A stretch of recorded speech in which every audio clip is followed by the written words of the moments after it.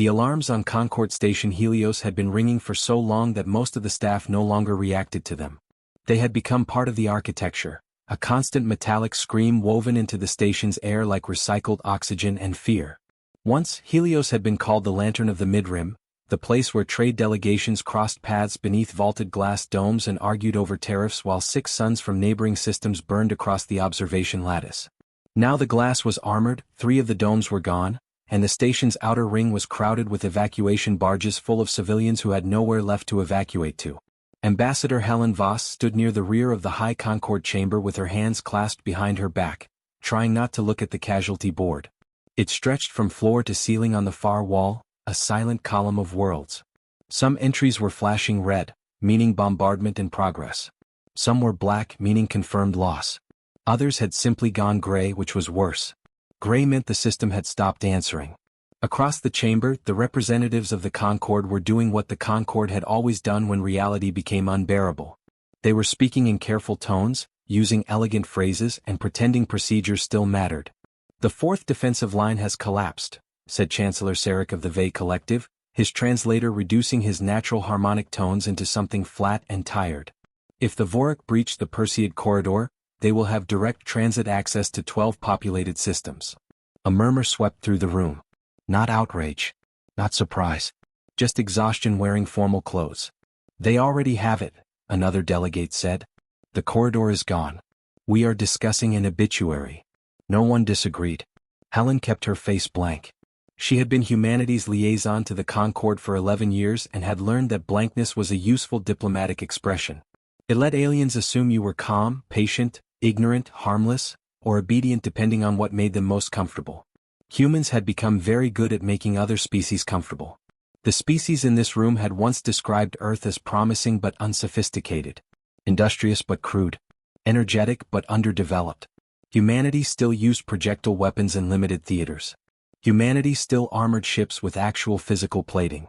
Humanity still designed reactors with multiple redundant mechanical failsafes instead of trusting elegant self-balancing energy matrices.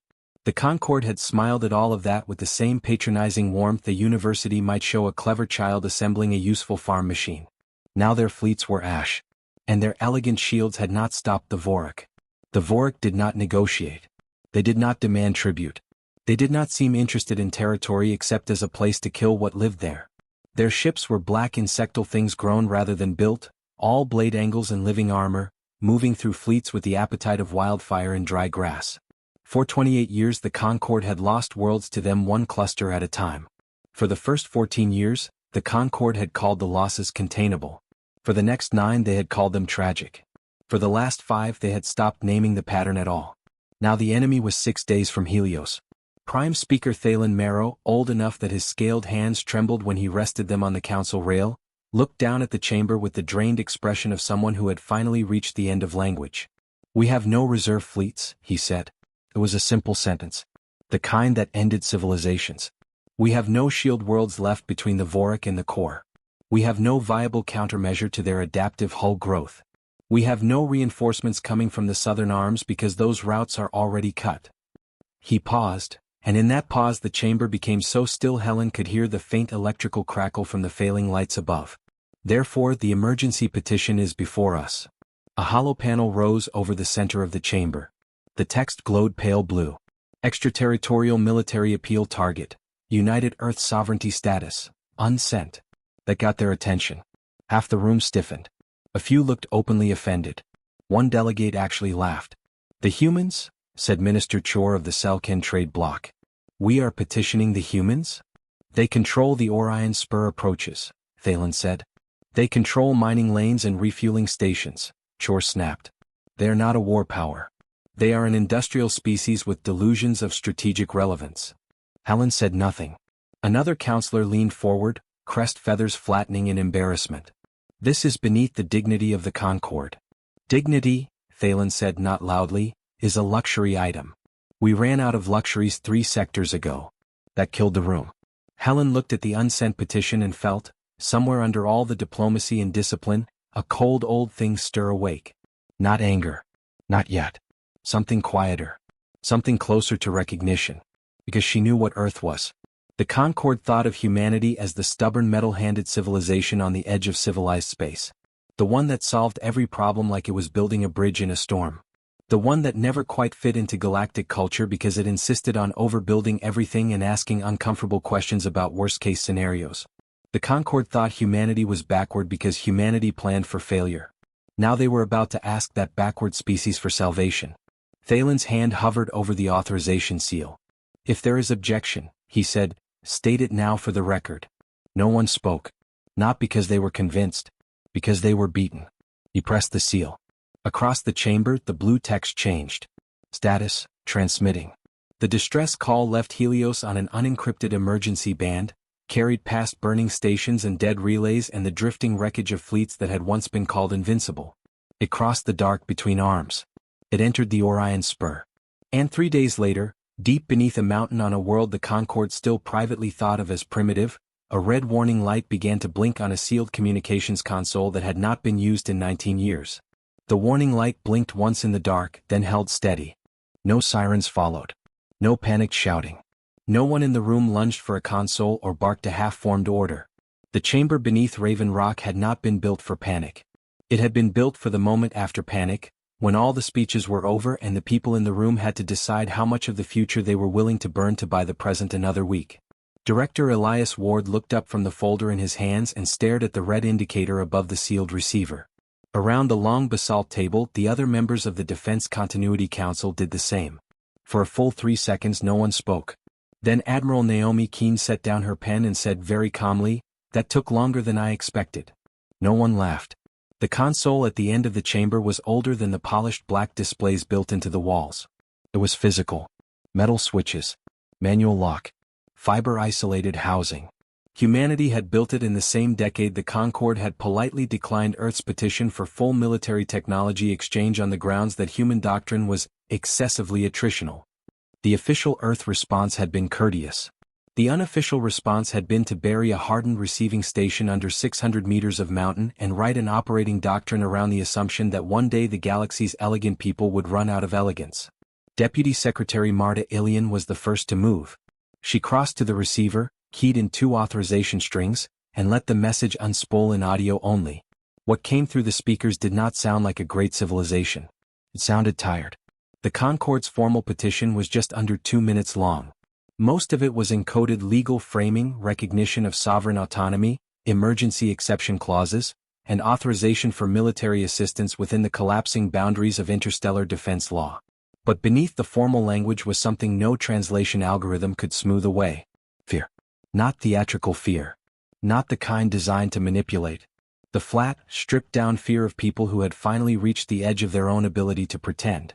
When the message ended, the room stayed silent. Director Ward folded his hands. Assessment. General Ibrahim Vale answered first. They're finished without intervention. Military estimate? Helios falls in under a week. Core systems begin chain collapse inside a month. If the Vorak absorb Concorde manufacturing infrastructure intact, they stop being a regional extinction event and become our problem permanently. Timeline to our borders? Depending on their transit adaptation rate, between 3 and 8 years. Ward nodded once. So this is not charity. No, Vale said. It's perimeter defense with better branding. That got a thin breath of amusement from one end of the table. Only a breath. Nothing stronger. Admiral Keene reached for the slim black dossier beside her and slid it into the center of the table. No label on the cover. No classification stamp. Just a pressure seal and a fingerprint field. Ward opened it. Inside was a single page. Intervention Options Strategic Response Package. Orion Spur Available Rapid Assets. 1. The page beneath listed a ship. Not a fleet. Not a task group. One hull. Deputy Secretary Ilian read over Ward's shoulder and exhaled through her nose. You're serious. Keene looked at her. I only become unserious after the shooting starts. Vale leaned back slightly in his chair. The Oppenheimer is still undergoing post-retrofit stress analysis. Post-retrofit stress analysis, Keene said, is bureaucratic language for, the thing survived and made engineering nervous. It was not designed as a battleship. No, Keene agreed. It was designed to split nickel iron mountains in half and drag them home by their teeth. which is why it's the only hull we have in range with the mass tolerances to mount Hawking 4 at full load. Ward kept reading. UNS Oppenheimer origin platform, civilian deep belt excavation frame current status, rapid military conversion complete primary advantage, mass, armor, reactor density, spinal kinetic system primary risk, political disclosure of black book capability. There it was. The real issue in one line. Not whether Earth could intervene. Whether Earth was willing to be seen intervening like this. For 30 years humanity had allowed the Concorde to think whatever made diplomacy easiest. That Earth was industrious but provincial. Tough but unsophisticated. Good at logistics. Good at infrastructure. Maybe useful in a support role if given enough oversight. Meanwhile, in the dark between legal categories, humanity had been spending fortunes and futures on a private answer to a question the Concorde had found distasteful. What if the galaxy's rules failed? Ward closed the dossier halfway. If we send it, there is no putting the mask back on. There was never going to be, Keene said. Not if the Vorak got through. Secretary Ilian looked toward the mountain wall, though there was nothing to see through it but stone. The Concorde spent 200 years calling us crude every time we proposed hardened doctrine. They embargoed half our weapons research. They tried to classify kinetics above certain thresholds as destabilizing. They laughed at layered armor. Yes, Ward said. And now they want us to save them. Yes. She was quiet for a moment. That should feel better than it does. General Vale answered without looking at her. We're not built to enjoy this kind of thing for long. That, more than anything else said in the room, settled it. Ward opened the dossier again, pressed his thumb to the authorization field, and signed the deployment order. Send the Oppenheimer. No one in the chamber moved right away. Orders like that did not feel dramatic when they were given. They felt administrative. One more form. One more decision. One more line crossed that would only later acquire a historian's language. Then the room came alive. Encrypted channels opened. Wake signals fired downline. Drydock authorities were overridden. Reactor crews were called to stations. A captain who had been sleeping in uniform for the last 6 months because someone in the Navy had a sense of foreboding sharp enough to become policy was awakened by a red light over his bunk and a 6-word message on his terminal. Orion Spur petition accepted. Launch immediately. Far beyond Luna, in a Blackwater dockyard built inside the hollowed skeleton of an old asteroid refinery, work lights blazed awake around a 15-kilometer shape that looked less like a ship than a verdict waiting to be delivered. 48 hours later, Helios Station was dying by measured increments. The Concorde had once believed the station's defense lattice could hold against anything short of a coordinated stellar siege. Its outer ring carried layered plasma veils, harmonic shield petals, and 12,000 autonomous interceptor nodes woven into a defensive bloom elegant enough to be displayed in museums. The Vorak had consumed 11 of the 12 layers in 9 hours. The 12th was flickering now, a pale gold skin stretched over too much emptiness. Ambassador Helen Voss stood in the command gallery above the primary tactical well and watched the battle dissolve into arithmetic. Losses. Power drain. Breach probability. Civilian extraction percentage. Projected hull failure.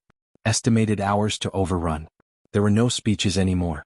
Once a civilization reached a certain level of defeat, words became decorative. The gallery's air smelled of hot circuitry, antiseptic foam, and the faint copper edge of blood from somewhere nearby.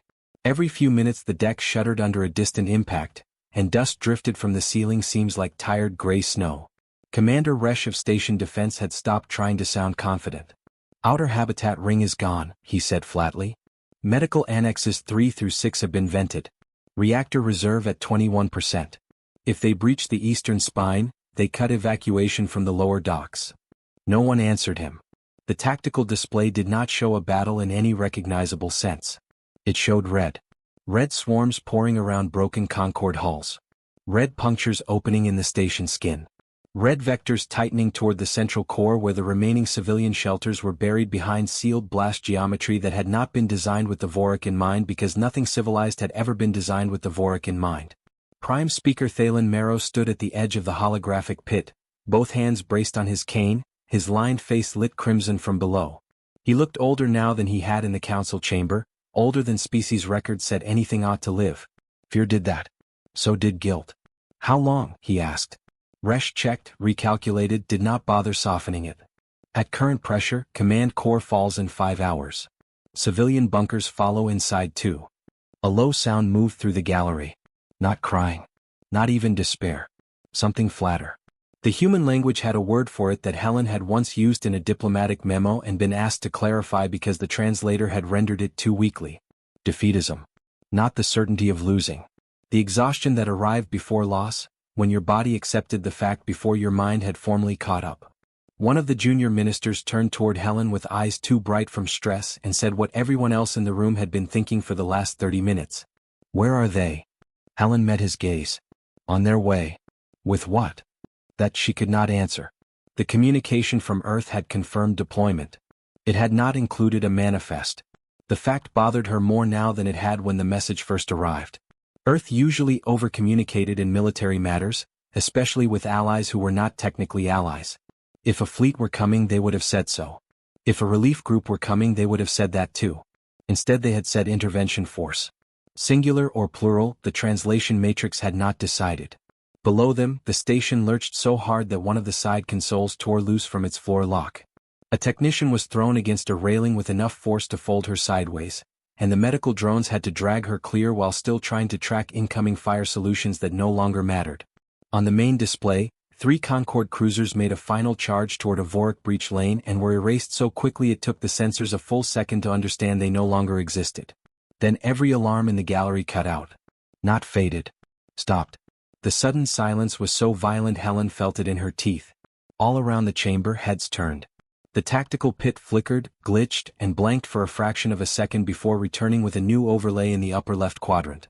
Unregistered subspace event vector, Orion spur approach distance, close signature, unknown. Commander Resch frowned. That's not Concorde. The stars above Helios twisted. On the visual feed, space at the edge of the combat sphere began to deform, not with the smooth folding bloom of Concorde transit drives, but with something rawer, more mechanical, more violent. Light bent wrong. Red attack vectors smeared sideways. A bruise-colored tear opened across the dark, jagged and unstable, as though some enormous hidden machine had jammed steel fingers into reality and pulled. The Vorak reacted instantly. Thousands of ships broke firing formation and reoriented toward the rupture. Even the organisms burrowed into Helios's outer hull paused in their work, their command pulses stuttering across the sensor net as instinct and calculation collided. In the command gallery, no one breathed. A shape began to emerge from the split in space. At first it looked too large to be a ship and too deliberate to be debris. Then the feed stabilized and the whole awful silhouette slid into view 1 kilometer at a time. It was alone. The words left Commander Resch in a whisper stripped of rank, doctrine, and the last of his hope. That can't be all of it. But it was. A single human vessel drifted clear of the rupture and entered the battlefield in utter silence, vast and black and wrong, like a fortress someone had taught to hunt. For a long second, the gallery could not make sense of what it was seeing because the human vessel did not resemble a warship by Concorde standards. It had none of the expected grammar of power. No luminous shield corona. No cathedral spires of sensor glass. No sweeping fins, no silver articulation, no radiant engine pedals unfolding like some noble predator from myth. Concorde ships had always been designed to reassure their own crews while intimidating their enemies. They were elegant because elegance was part of the argument they made about civilization. The human ship made no such argument. It was a slap. A 15-kilometer geometry of blunt force and industrial contempt, black enough in places to seem cut out of the starfield rather than placed against it. Its flanks were layered in overlapping plates of armor so thick and angular they looked geological instead of engineered. There were no visible windows. No exposed command bridge. No delicate architecture at all. Every line of it communicated the same horrifying idea. This object had been built by a species that expected things to hit it. The tactical display found a name at last and painted it beneath the blue icon. Johannes Oppenheimer. Even the name felt heavy. Ambassador Helen Voss felt the room changing around her. Not hope. Not yet. Hope was too soft a word for the thing passing through the command gallery. This was something colder and more complicated. It was the first movement of a realization, the sudden understanding that an assumption you had lived inside for years had not merely been wrong, but dangerously incomplete. Prime Speaker Thalen leaned closer to the visual feed, the red reflection from burning Vorak craft trembling in his old eyes. "That is one vessel," he said, as if the words might become less true if spoken aloud. "Yes," Helen said. Resch's hands were moving across his console in frantic, disciplined bursts. No fleet shadow. No carrier support. No escort signatures. No drone cloud. Nothing in formation behind it. The human transmission was literal. His voice thinned. They sent one ship. Around the chamber the reaction came in uneven waves. One minister laughed once, a sharp cracked sound of pure disbelief. Another sat down so suddenly her chair skidded backward across the deck. A third whispered, "We are still dead," with the dazed politeness of someone apologizing for bad weather. Helen did not answer any of them because she was looking at the telemetry. The ship's thermal profile made no sense. It had emerged from transit like a wound torn through physics, yet now it hung in space almost dark, almost cold, as though all the violence required to move something that large had been folded inward and locked behind walls the sensors could not read cleanly. But the mass reading was the true obscenity. Commander Resch had to recalibrate twice before he trusted it, and even then he looked ill. "That density is impossible," he murmured. "It's not impossible," Helen said quietly, though in truth her own pulse had accelerated. "It's deliberate." The Vorak began to close. Thousands of them peeled off from the assault on Helios and reoriented toward the newcomer, moving first in cautious spirals, then in tightening layers as their hive logic searched for the right category to place this thing in. Scout. Fortified transport. Mobile command bunker. Improvised defense platform. Their sensor pings washed over the black human hull and came back with too little heat, too much mass, and a structural profile so overbuilt it looked more like an asteroid wrapped in anger than a vessel intended for interstellar war. A swarm commander somewhere in that red ocean made the wrong decision. 500 Vorak attack ships detached from the nearest strike cluster and accelerated toward the Oppenheimer in a disciplined wedge, their blade-wing hulls catching the firelight of the dying battlefield. To Concorde eyes it looked like a mercy. The single ugly human brick would be tested, overwhelmed and erased in seconds. The old hierarchy would hold. The galaxy would remain legible. Then the first plasma barrage struck. Emerald fire washed across the Oppenheimer's forward hull in streams bright enough to throw green light through the command gallery. Concorde ships would have bloomed under that impact, shields flaring in harmonic petals before collapsing in beautiful failure. The human vessel did none of that. There was no shield bloom because there was no shield. The plasma hit armor. And the armor accepted it. Microscopic layers of the outer plating flashed white, vaporized, and carried the heat away in expanding silver-black ghosts. Beneath those sacrificial layers more armor waited. Plate under plate. Density under density. A physical answer to an energy problem. The Oppenheimer drifted through the barrage without so much as adjusting orientation, like a cliff enduring hard rain. Someone in the gallery whispered, stunned, "They built a warship without shields." Helen almost corrected them. Not because the sentence was false but because it was still too small. This was not a vessel that had foregone shields out of backwardness. It had discarded them the way a butcher discards a decorative knife when it is time for real work. Humanity had looked at the dominant logic of galactic war and simply stepped sideways out of it. On the main display, warning runes began to scroll along the Oppenheimer's spine. Massive armored shutters, invisible until they moved, unlocked in sequence down the center line of the hull. They did not open fully. Not yet. They only shifted enough for the chamber to glimpse something buried inside the ship's black anatomy. A cavernous channel running nearly the vessel's full length, ringed by structures too symmetrical and too massive to be anything except a weapon. Commander Resch stopped breathing for a second. "That ship," he said, "is built around a gun. Not carrying one. Built around one." The realization landed in the chamber like another impact. At that exact moment, every comm unit on Helios, every military channel, every emergency civilian receiver, every surviving beacon in orbit and every damaged corridor relay still clinging to function lit up with a single open-band transmission. No encryption. No tactical narrowcast. No diplomatic softening. Just a human voice, low and steady and so calm it was almost insulting. "This is Captain Mara Allison of the United Earth vessel Oppenheimer. Unidentified hostile formation, you are operating inside an active civilian kill zone. Power down, withdraw immediately and prepare to be inspected for salvage." She paused. Then with terrible courtesy. "This is your only warning." For a long second, the gallery could not make sense of what it was seeing because the human vessel did not resemble a warship by Concorde standards. It had none of the expected grammar of power. No luminous shield corona. No cathedral spires of sensor glass. No sweeping fins, no silver articulation, no radiant engine petals unfolding like some noble predator from myth. Concorde ships had always been designed to reassure their own crews while intimidating their enemies. They were elegant because elegance was part of the argument they made about civilization. The human ship made no such argument. It was a slab. A 15-kilometer geometry of blunt force and industrial contempt, black enough in places to seem cut out of the starfield rather than placed against it. Its flanks were layered in overlapping plates of armor so thick and angular they looked geological instead of engineered. There were no visible windows. No exposed command bridge. No delicate architecture at all. Every line of it communicated the same horrifying idea. This object had been built by a species that expected things to hit it. The tactical display found a name at last and painted it beneath the blue icon. Johannes Oppenheimer. Even the name felt heavy. Ambassador Helen Voss felt the room changing around her. Not hope. Not yet. Hope was too soft a word for the thing passing through the command gallery. This was something colder and more complicated. It was the first movement of a realization, the sudden understanding that an assumption you had lived inside for years had not merely been wrong, but dangerously incomplete. Prime Speaker Thalen leaned closer to the visual feed, the red reflection from burning Vorak craft trembling in his old eyes. "That is one vessel," he said, as if the words might become less true if spoken aloud. "Yes," Helen said. Resh's hands were moving across his console in frantic, disciplined bursts. No fleet shadow. No carrier support. No escort signatures. No drone cloud.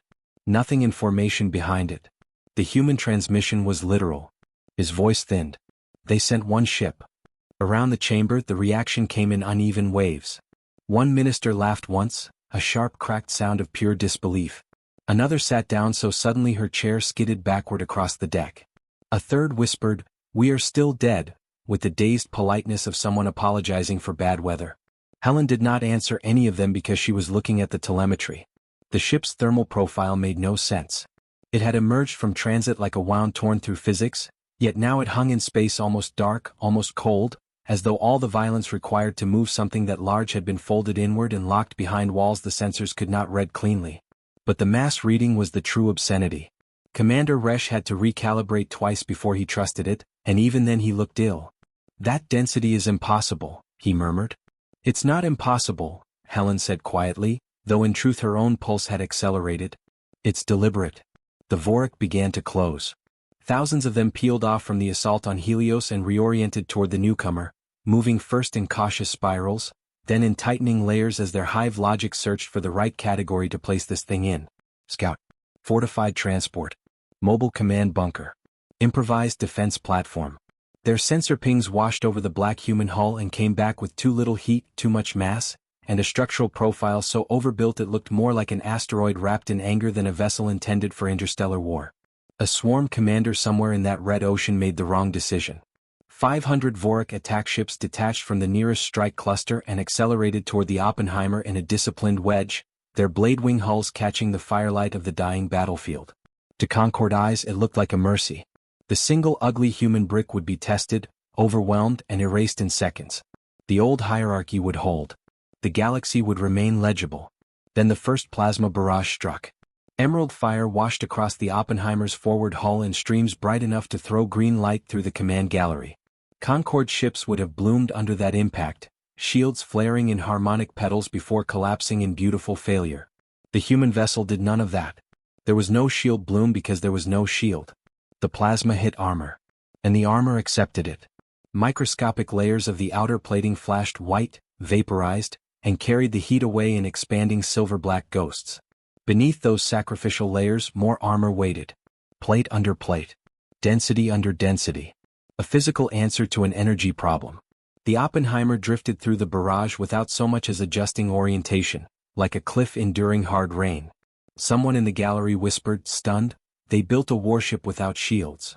Helen almost corrected them. Not because the sentence was false but because it was still too small. This was not a vessel that had foregone shields out of backwardness. It had discarded them the way a butcher discards a decorative knife when it is time for real work.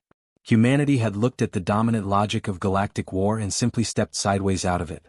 On the main display, warning runes began to scroll along the Oppenheimer's spine. Massive armored shutters, invisible until they moved, unlocked in sequence down the center line of the hull. They did not open fully. Not yet. They only shifted enough for the chamber to glimpse something buried inside the ship's black anatomy. A cavernous channel running nearly the vessel's full length, ringed by structures too symmetrical and too massive to be anything except a weapon. Commander Resch stopped breathing for a second. "That ship," he said, "is built around a gun. Not carrying one. Built around one." The realization landed in the chamber like another impact. At that exact moment, every comm unit on Helios, every military channel, every emergency civilian receiver, every surviving beacon in orbit and every damaged corridor relay still clinging to function lit up with a single open-band transmission. No encryption. No tactical narrowcast. No diplomatic softening. Just a human voice, low and steady and so calm it was almost insulting. "This is Captain Mara Ellison of the United Earth vessel Oppenheimer. Unidentified hostile formation, you are operating inside an active civilian kill zone.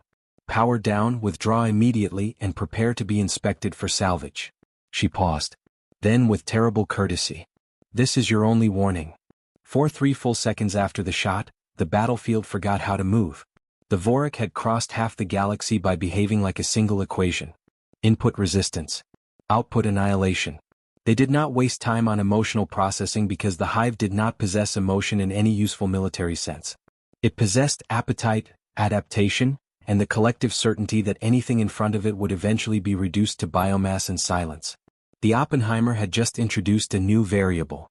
Across the tactical table in Helios Command, the red cloud of the swarm shuddered, not from damage alone, but from recalculation. Command pulses flashed erratically through the surviving attack wedges. Broken ships spun off into vacuum trailing green fire and frozen organics. Entire subclusters slowed as if the Hive had reached forward to touch the impossible wound cut through its own formation and found that its old assumptions no longer held. Then the Vorak adapted. Commander Resch was the first to see it. "The outer swarm is restructuring," he snapped, hands flying back to life over his console. "They're widening the engagement shell. Pulling the damaged craft behind armored clusters. They're not charging anymore." Helen looked up at the main display. He was right. The Vorak did not respond to the Oppenheimer's first shot with panic. Not yet. They responded with intelligence sharpened by survival. The next wave did not line up. The larger dread forms drifted forward instead, thick-bodied things of interlocking black chitin and organic metal, their surfaces rippling as living armor secreted new layers over weak points the humans had already exposed. Smaller attack craft peeled out into broad spirals, changing vector continuously. Boarding spores began appearing along the flanks of the heavier hulls. Long-range biolance emitters rotated into position. The Hive had just learned the first rule. Do not give the human ship another straight line. In the gallery, one of the ministers let out a shaking breath. "Good," he said too quickly, like a drowning man trying to convince himself the rope in his hand was not fraying. "They can still be reasoned with. The humans wounded them. That may force a withdrawal." Helen did not bother turning toward him. "No," she said. "It forced respect." On the open channel, Captain Ellison's voice came again, but this time it was not aimed at the Vorak. It was internal ship traffic accidentally or deliberately bleeding wide. Multiple enemy pattern shifts confirmed. They learn fast. A second voice answered, older and rougher, maybe a tactical officer. Would have been insulting if they didn't. Another station cut in. Main spinal cycling. Coil temperature above safe margin. Earliest second shot in 4 minutes, assuming we don't care about future barrel integrity. "We don't," someone said. "Captain?" A brief pause. Then Ellison perfectly flat. "We care slightly. Keep cycling." The calm of it made several people in the command gallery look worse, not better. The Vorak came in from every angle at once. No more noble charge. No clean wedge. They moved in a three-dimensional kill sphere, layers upon layers of ships swelling around the Oppenheimer like a living clot. Heavy dreadnoughts rotated their hardened forward masses toward the human ship while behind them smaller vessels spat clouds of self-guiding biofragments designed to saturate point defense. From the rear layers, massive resin-bodied artillery organisms unfurled and began firing dense green plasma in staggered cadence, not to break through, but to keep the Oppenheimer's armor hot. To wear it down. To soften the slab. The first full bombardment hit like a solar storm. Helios's visual feeds washed green. The Oppenheimer vanished inside the glare for a moment, buried under so much incoming fire that the command gallery instinctively recoiled. Helen gripped the railing hard enough to hurt. Not because she thought the ship was gone. Because she suddenly understood what the Vorak were trying to do. If they could not kill it quickly, they would bury it in work. Pressure. Angle overload. Kinetic interception. Mass fatigue. Decision fatigue. The same way they killed everything else. Commander Resch's voice cracked half a register higher. Their output is focused on armor saturation. They're not trying to punch through. They're trying to strip the hull and blind the ship. How much can it take? Thalen asked. Helen kept her eyes on the thermal readout climbing beside the blue icon. I don't know. That was the first truly frightening thing she had said all day. Then the Oppenheimer answered. Not with the spinal gun. The giant barrel remained dark, still cycling, still too hot from the first shot. Instead, the ship's flanks exploded open. Thousands of armored shutters blew free in a chain reaction down both sides of the human vessel, tumbling away into the green-lit void. Beneath them rose ranks upon ranks of secondary weapons, ugly and physical and dense as an industrial city stood on end. Rotary cannons, missile batteries, hard-kill interceptors, point defense clusters, recoil-braced broadside turrets. None of it elegant. None of it subtle. Every square kilometer of exposed hull had become teeth. The first rotary batteries opened fire. Tracer streams filled the dark. The Helios Gallery had spent 30 years watching Concorde battles painted in beams and arcs and silent beautiful shield blooms. This was something else entirely. The Oppenheimer did not exchange light. It vomited matter. Endless rivers of tungsten and carbide and depleted alloy poured from its flanks at such volume that the void itself seemed to turn granular. The closest Vorak strike layers flew directly into that storm and came apart in sprays of shattered armor and incandescent biological fluid. Ships were not merely hit. They were sanded out of existence by industrial violence. The missile bays fired next. Hatches along the dorsal spine burst open and released hundreds of heavy pods that scattered outward before splitting into swarms of smaller munitions. They did not track gracefully. They hunted. Their drives flared white, then cut, then flared again, throwing them through impossible angles as they bored into the newly thickened Vorak armor with shaped penetrators and self-forging kinetic lances. The larger enemy dreadnoughts began to rupture from within, their own adaptive plating trapping the blast and cooking the ships alive. The command gallery stared. One Concorde weapons minister, a species known for having perfected plasma resonance mathematics 2,000 years earlier, spoke with the numb awe of a priest discovering machinery inside a god. That is not war fighting, he whispered. Helen answered without taking her eyes off the slaughter. No. That's manufacturing applied at range. But the Vorak kept coming. Because the hive was learning even now.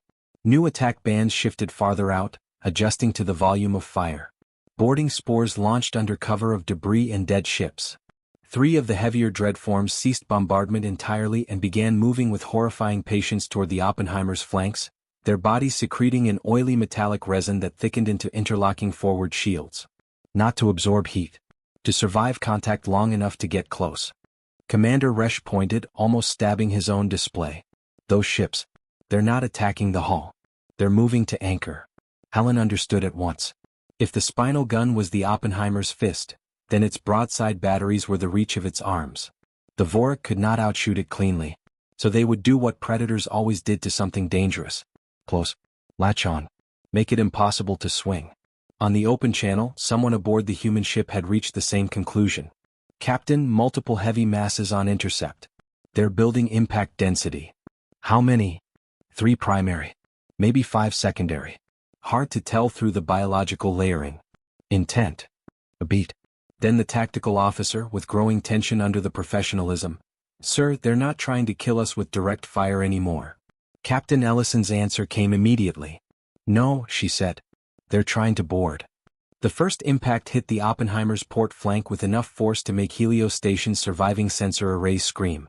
On the tactical display, one of the advancing Vorak dreadforms did not attempt to evade the broadside storm.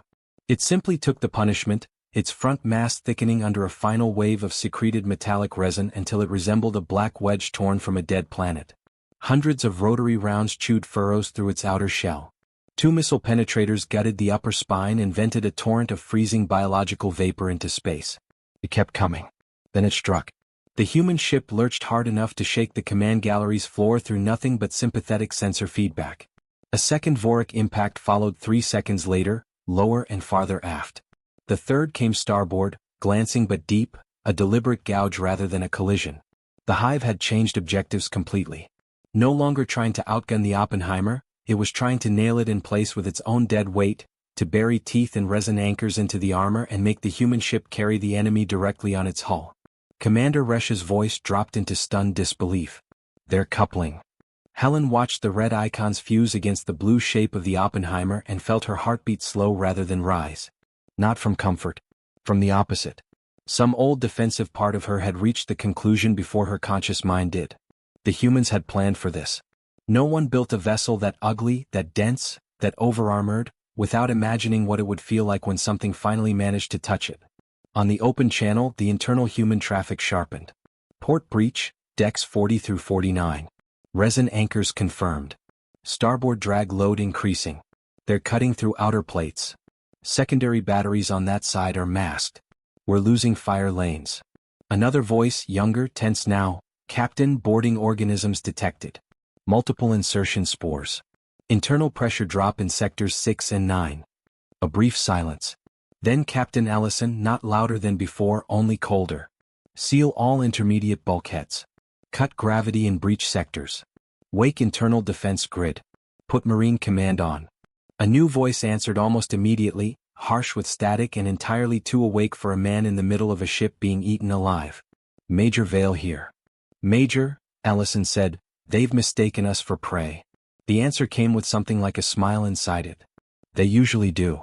In the command gallery, Prime Speaker Thalen turned slowly toward Helen. What happens, he asked, his old voice unsteady for the first time, when that kind of ship is boarded? She looked back at the tactical display, at the red infection points spreading inward through the hull silhouette. We're about to find out. The Vorak came through the ruptures in a flood. Internal Oppenheimer telemetry appeared on one of the side displays in Helios Command, routed through open band combat leakage or deliberately transmitted intimidation. Helen could not tell which. Corridor schematics flashed red where pressure had failed. Compartments blacked out one by one as blast doors slammed down. Atmosphere vented in white streaks through torn steel. Through helmet cams and wall feeds, the Concorde finally saw inside a human war machine. It did not look like the inside of a ship. It looked like the inside of a foundry built by paranoiacs. The corridors were too narrow in some places, too broad in others, every intersection thick with staggered cover, recessed firing slits, retractable barriers, ceiling tracks, dead-end folds, and choked geometries that no architect interested in beauty would ever tolerate. The lighting in the breach sectors died all at once, replaced by dim red emergency strips that turned the steel passageways into the interior of a wound. The first Vorak warriors hit the deck at speed, 8-foot blade-limbed horrors with enough mass to split a civilian in half on impact. Their front ranks skittered through zero gravity, anchoring into the deck with hooked limbs and fanning out exactly as they had done on 100 conquered stations. Then the corridor in front of them detonated with muzzle flash. Human Marines rose from recessed blast alcoves and armored wall slots like machinery given permission to hate. Their suits were not sleek. They were dense, hydraulic, ugly things built for recoil and impact, black plates over powered frames, helmets featureless except for red visor slits that burned in the dark like targeting marks. They fired not beams but storms. Drum-fed shotguns, heavy carbines, rotary interceptors mounted on stabilized braces. At that range the effect on the Vorak front ranks was obscene. Armor that had evolved to dissipate heat and turn plasma aside simply failed to negotiate with hypervelocity metal entering it by the kilogram. One Vorak leapt high, scythe limbs spread to carve through a Marine's chest. The Marine took the hit on layered ceramic plating, staggered half a step, jammed a weapon the size of a field tool under the creature's thorax and fired. The Vorak came apart in a wet explosion against the overhead bulkhead. The rest kept charging. Line 2, hold the left bend. Drone rack open. Cut the lights in 9 more degrees. Let them stack. Now. From recessed ceiling housings, quadruped combat drones dropped directly into the corridor behind the Vorak boarding line and opened fire inward, stitching the breach zone into a cross-kill box. The hive tried to pivot, but zero gravity and constricted geometry worked against bodies built for open slaughter. Resin anchors and corpse masses jammed the rear ranks. Marines advanced in disciplined pairs, one firing, one moving, not screaming, not panicking, simply executing a problem they had clearly rehearsed until repetition had made it ordinary. In Helios Command, one minister put a shaking hand over his mouth. They aren't defending, he whispered. No, they weren't. They were reducing. The Vorak adapted, of course. They always did. A second wave came through the starboard breach using the bodies of the first as mobile armor. Blade limbs hooked around support columns. Acid glands burst against bulkheads. A pair of larger drone organisms unfolded from the resin nest on deck 48 and began cutting through the wall instead of taking the corridor. Major Vale's voice cut across the feed. They're learning the shape. Good. Collapse Route C and vent the auxiliary spine. A human engineer answered at once. Route C has friendlies. Not for long. 3 seconds later the deck plan changed. Whole sections of the internal ship sealed, depressurized, and blew the cutting Vorak into hard vacuum along with 2 dead Marines and 1 still-living combat drone that continued firing until its barrel overheated white. The Helios gallery went silent again, but this was a different silence than before. Not despair. Not awe. This was the silence of aliens realizing that humans had built not merely weapons, but doctrine into steel. Every corridor had a purpose. Every fallback had teeth. Every lost section had already been accepted as a future battlefield before the ship was ever launched. Prime Speaker Thalen stared at the internal telemetry, at the red breach markers beginning to wink out one by one, and asked the question no one else had yet been brave enough to ask. How long, he said, have your people been preparing to fight like this? Helen did not take her eyes off the display. Long before we reached the stars, she said. The internal breach markers were almost gone when the Vorak changed the game again. Commander Resch saw it first because by now everyone in the Helios gallery had learned to watch for the moments when the enemy stopped behaving like a swarm and started behaving like an intelligence. 3 of the largest red signatures on the outer tactical grid broke from the massed engagement shell all at once. They were not escort hulls. Not attack clusters.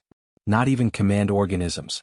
They were brood carriers, kilometer-thick siege beasts with enough forward mass to survive collision with station armor and enough living reactor tissue to turn themselves into falling suns. They did not angle toward the Oppenheimer. They angled toward Helios. Resch went pale. No, he said quietly and then louder, no. They're not disengaging. They're bypassing. They're diving on the station. The whole gallery lurched toward the display. The 3 brood carriers accelerated in perfect silence, their hulls glowing from within as they shed outer armor plates and reconfigured for terminal impact.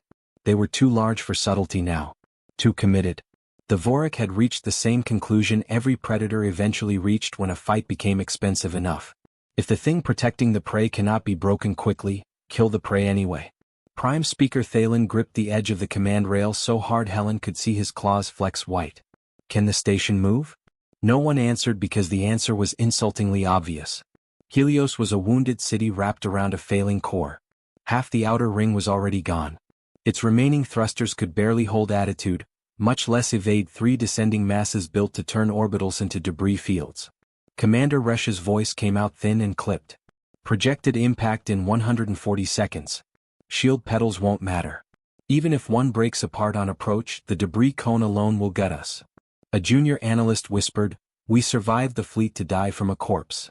Helen was already opening the channel. Oppenheimer, this is Helios Command. 3 heavy brood carriers are breaking from the outer shell and descending on station trajectory. Can you intercept? Static swallowed the line for a second. Then Captain Mara Ellison answered, her voice flatter than before, but slower too, as if she were choosing each word under heavy strain. Negative on conventional intercept. Main spinal mount is still cycling beyond thermal tolerance. Starboard broadside can touch them, not stop them. We're anchored on 3 sides and maneuvering authority is degraded. The words landed like another hit. In the gallery, some small last reserve of hope visibly collapsed. One of the ministers sat down without seeming to realize he had done it. Another simply closed her eyes. Helen felt something inside herself try to give way and refused it. Humans did not call negative unless they meant the exact shape of negative. If there were no conventional intercept, then the next words mattered. They came.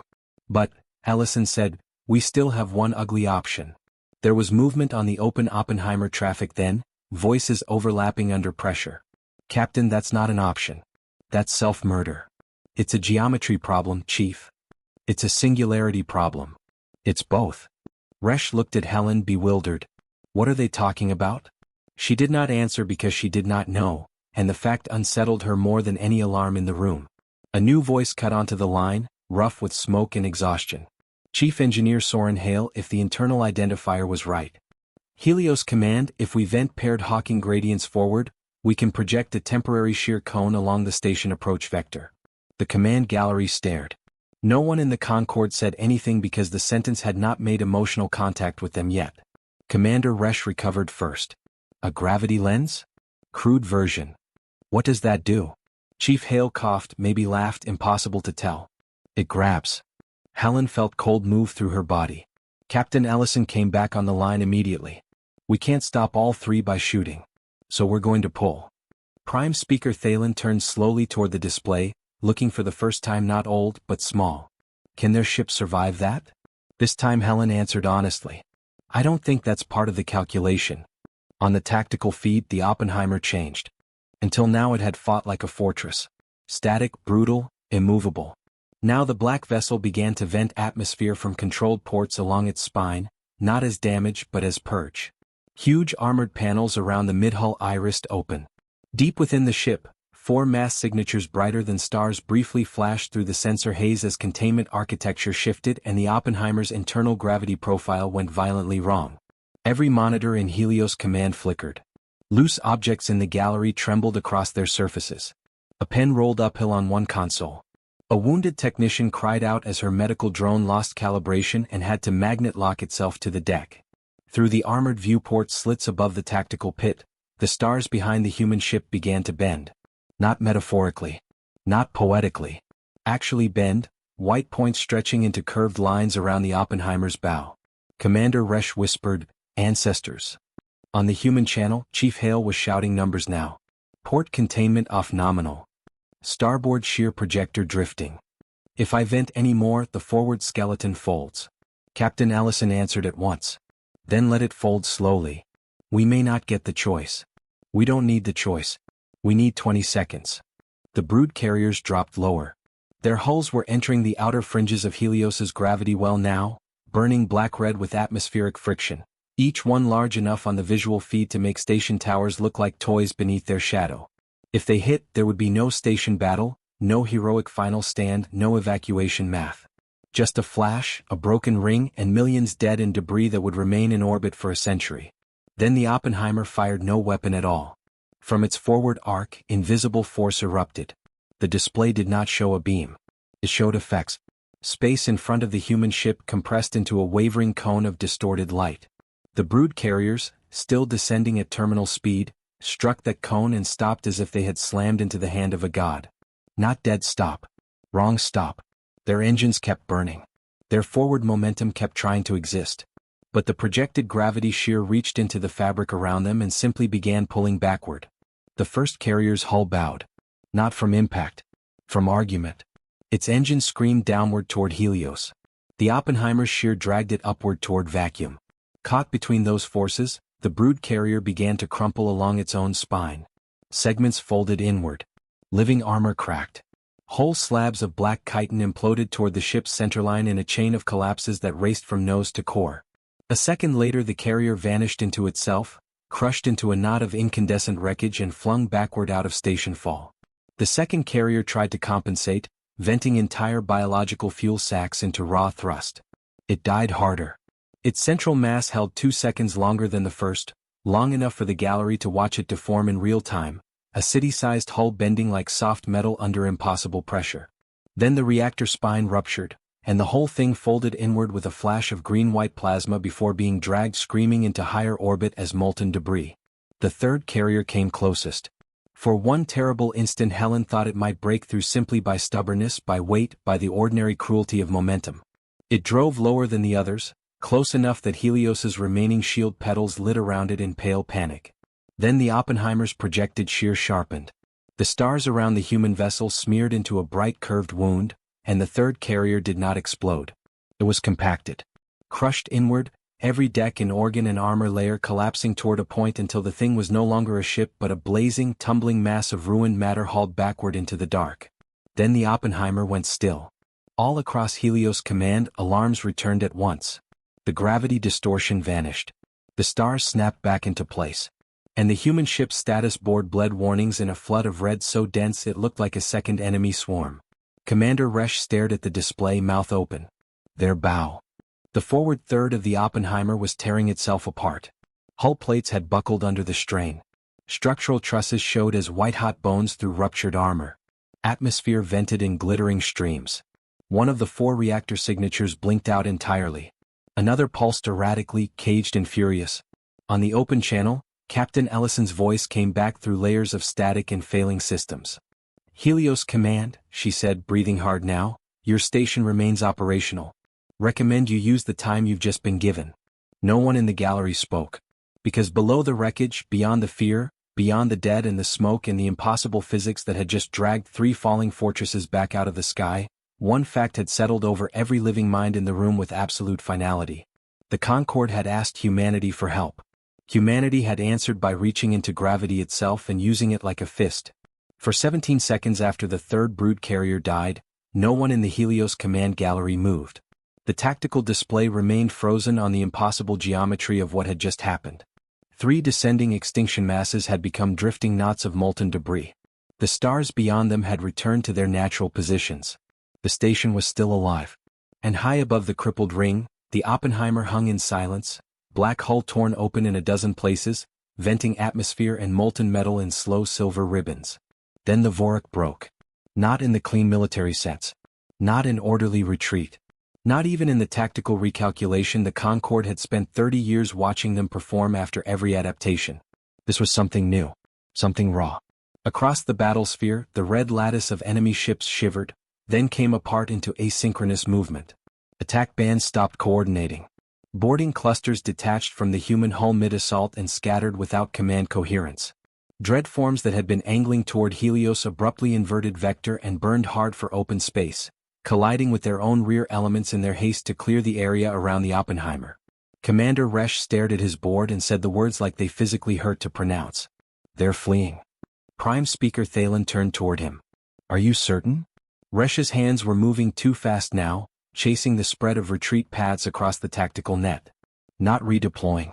Not widening. Not regrouping. They are abandoning proximity entirely. Slip signatures across every outer layer. The hive is severing local coordination and prioritizing distance. In the gallery, one of the ministers let out a shaky breath that might once have become laughter if his body had remembered how.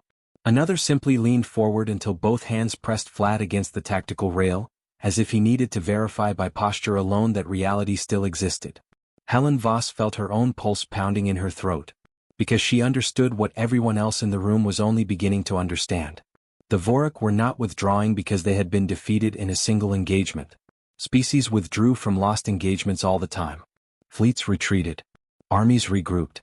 Commanders cut losses and returned with better numbers. This was not that. The Vorak had just encountered something their hive biology could no longer place on the food chain. The Oppenheimer had survived their numbers. It had survived boarding. It had erased a command cluster. And when the hive had attempted to bypass it and kill softer prey, the human ship had reached out and physically dragged planet killers back out of the sky by weaponizing gravity. That was not resistance. That was not prey behavior. That was not even war by any logic the hive possessed. That was the appearance of a higher-order predator. On the command deck below the gallery, a young analyst with blood on one sleeve whispered into the silence, "We taught them fear." Helen did not correct him. Because that was exactly what had happened.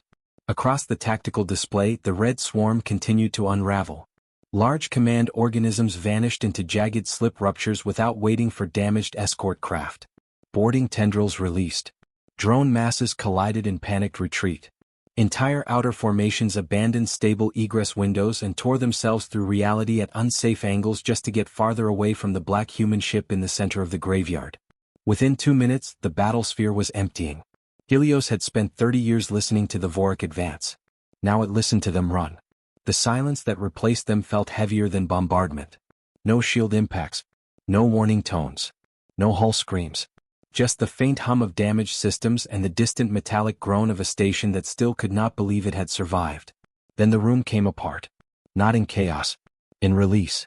Some of the Concorde staff began crying where they stood, not elegantly, not diplomatically, but with the ugly full-body collapse of people who had been carrying extinction in their chests for too long and had nowhere graceful left to put it. One of the ministers dropped to a chair and covered all 4 of his eyes with shaking hands. A technician laughed until she started coughing. Prime Speaker Thalen did not move at all. He simply stood at the tactical rail and stared at the one blue icon still burning over Helios. Commander Resch broke the moment back into action. "Get search and rescue moving," he snapped, voice rough. "All surviving triage craft. Every pressure-capable tug.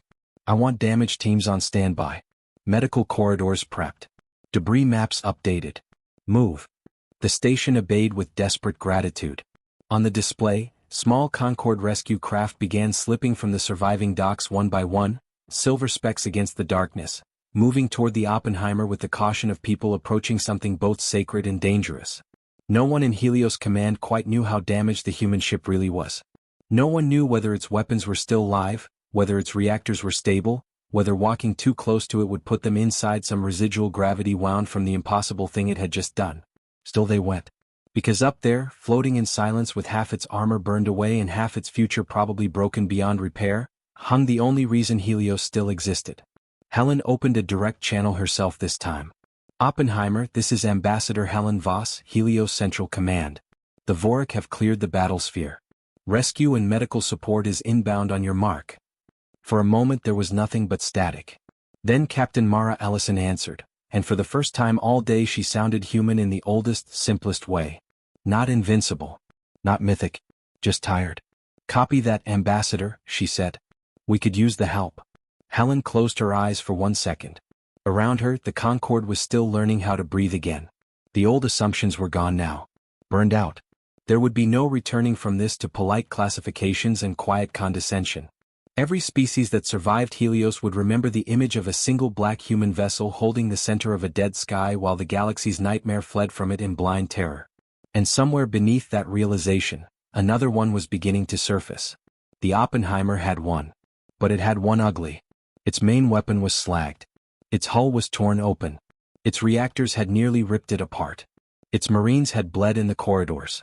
Its crew had paid for every impossible thing it had done. Which meant the final question, the one now spreading through Helios Command like the beginning of another shock wave, was even more disturbing than the battle itself. If this was what humanity could do with a ship left half dead in the process, what, exactly, would a fully intact human warfleet look like?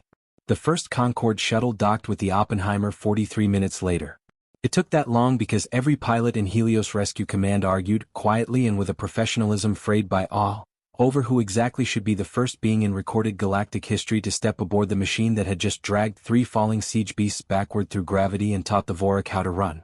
In the end the decision was made the way Concorde decisions always were when no one wanted the responsibility personally. It was assigned. Prime Speaker Thalen went. Commander Resch went. Ambassador Helen Voss went because she was human and because no one in the room could imagine making first contact with that ship through anyone else. The shuttle crossed a debris field made of broken Vorak armor, dead Concorde escorts, and molten knots that had once been brood carriers. Up close, the Oppenheimer looked worse and more terrible than it had from Helios. Its bow was half peeled open, exposing structural ribs the size of city towers. A whole band of its portside armor had buckled inward where the anchor dreadnoughts had hit. The spinal weapon's forward aperture was fused into a warped black scar rimmed with frozen metal spray. Nothing about the ship suggested victory in any civilized sense. It suggested endurance. It suggested stubbornness. It suggested a species willing to remain functional long after reasonable engineering would have chosen death. When the shuttle docked, the receiving corridor beyond the lock was dark except for emergency strips glowing low red along the deck. The air smelled like burnt copper, hydraulic oil, sterilizing foam, and blood. Not much blood. Enough. The first thing Helen saw was spent ammunition. Casings littered the corridor in drifts against the bulkheads, brass and steel and blackened fragments of larger shells stacked ankle-deep in places, clinking underfoot as the Concorde delegation stepped forward. The second thing she saw were the Marines. 2 of them stood guard outside the inner blast door in heavy black-powered armor, faceplates featureless, weapons held low but ready.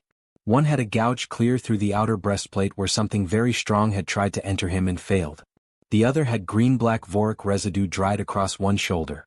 Neither looked especially impressed by the arrival of alien dignitaries. Prime Speaker Thalen, who had once received sovereign delegations in chambers made of crystal, stopped in that corridor and stared at the shells on the deck for a long moment. "This," he murmured, not really to anyone, "is what saved us." Helen knew what he meant. Not the shells literally. The philosophy they represented. The Marines escorted them inward. Every compartment they passed looked built by someone who considered softness a design flaw. Thick doors. Redundant seals. Reinforced corners. Manual overrides everywhere. Med drones moved at speed through the hallways carrying supplies and wounded crew.